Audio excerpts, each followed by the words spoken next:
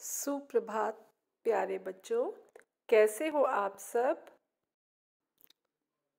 बच्चों, आज हम हिंदी की व्याकरण पुस्तक शुरू करने जा रहे हैं जिसका नाम है चहक हिंदी व्याकरण। और आज दिन है शनिवार। पाठ 1 हम आज पढ़ेंगे जिसका नाम है भाषा एवं व्याकरण। तो बच्चों देखें, सबसे पहले ऊपर दिए गए पार्क के चित्र में सभी अपनी अपनी भाषा में एक दूसरे से बातें कर रहे हैं। कोई बोलकर समझा रहा है तो कोई इशारा कर रहा है। इस प्रकार सब अपने विचार एक दूसरे तक पहुंचा रहे हैं।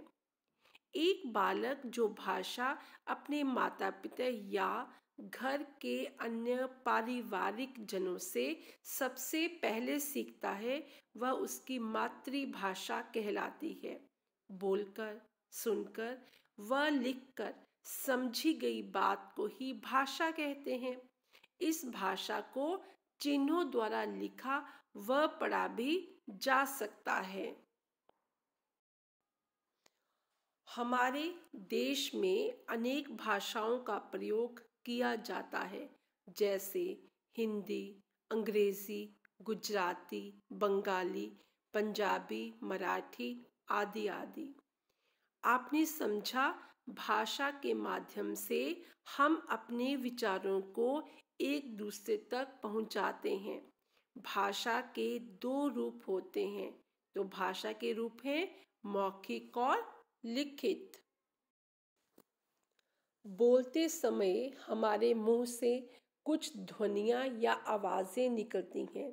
इन आवाज़ों को लिखकर बताने के लिए हमने कुछ चिन्ह बना लिए हैं।